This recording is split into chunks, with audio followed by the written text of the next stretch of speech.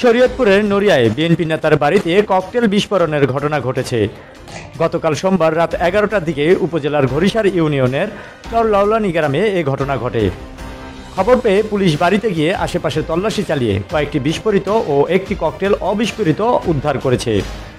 মতিউর রহমান সাগর নড়িয়া উপজেলার বিএনপির সাংগঠনিক সম্পাদক হিসেবে আছেন। এ বিষয়ে মতিউর রহমান সাগর জানান, রাতে আনুমানিক 11টার সময় আমার বাড়ির ভিতরে ও বাহিরে একদল মুখোশধারী সন্ত্রাসী প্রায় 8-10টি হাত বোমা নিক্ষেপ করে দ্রুত পালিয়ে যায়।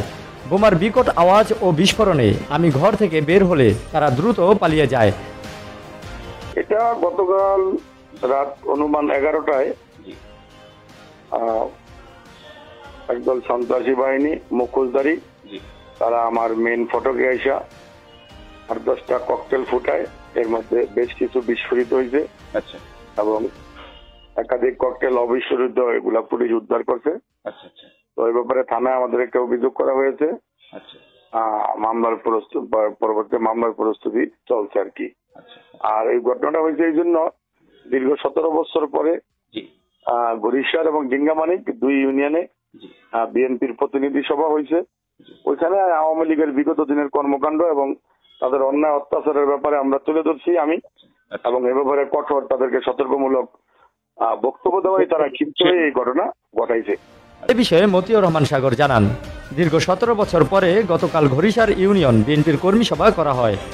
ওই কর্মী সভায় আওয়ামী লীগ সন্ত্রাসীদের বিরুদ্ধে হুঁশিয়ারিমূলক বক্তব্য দেওয়া হয় এবং কিছুদিন পূর্বে একদল সন্ত্রাসী আমাকে মেরে চাকদো বাজারে জঙ্গলে ফেলে রেখে চলে যায়।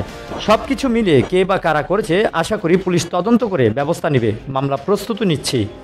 এ ঘটনার প্রতিবাদে রাতেই উপজেলার বিভিন্ন ইউনিয়নের বিএনপি নেতাকর্মীরা বিক্ষোভ করে প্রতিবাদ জানায়। এ বিষয়ে নড়িয়া থানার ভারপ্রাপ্ত কর্মকর্তা ওসি মোহাম্মদ আসলাম উদ্দিন মোল্লা বলেন, খবর শুনে তাৎক্ষণিক পুলিশ ঘটনাস্থলে পৌঁছায়। সেখানে গিয়ে অবিস্ফোরিত একটি ককটেল ও বিস্ফোরিত কয়েকটি ককটেলের আলামত পাওয়া যায়। অভিযোগ দিলে মামলা হবে। পরে তদন্ত করে দোষীদের বিরুদ্ধে আইনানুগত ব্যবস্থা নিব। একটা বিস্ফোরিত ককটেল উদ্ধার করেছে। এখন ওইটা আমরা মতিউর সংবাদ পুলিশ পাঠিয়েছিলাম, আমরা তদন্ত করছি ওটা। আচ্ছা, এখন লিখিত অভিযোগ পেলে আমরা আইনগত ব্যবস্থা নেব। এই ব্যাপারে কি এখনো কোনো লিখিত অভিযোগ আপনারা পান নাই নাকি? এটা বাদী বলছে, আমরা তারপরে এসে কথা বলবো আর কি। আচ্ছা, যদি লিখিত অভিযোগ পান অবশ্যই আইনানুগ ব্যবস্থা গ্রহণ করবেন আর কি। হ্যাঁ, রাইট। জি, থ্যাংক ইউ ভাইজান, থ্যাংক ইউ।